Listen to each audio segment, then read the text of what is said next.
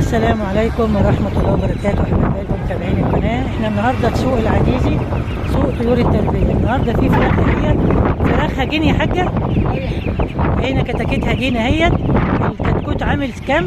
35. الكتكوت عامل 35 بلدي عامل 30. طب البطة دي بغال؟ بغالي. البطة اهي بغال عاملة كام؟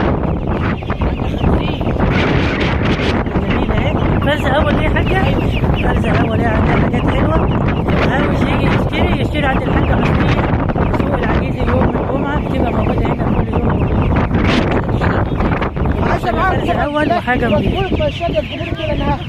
انا ماليش دعوه، انا ماليش دعوه، انا خلصت ذمته وخلاص. كمان بتبيع للتجار اللي عايزين يستلزمهم، بتبيع لهم.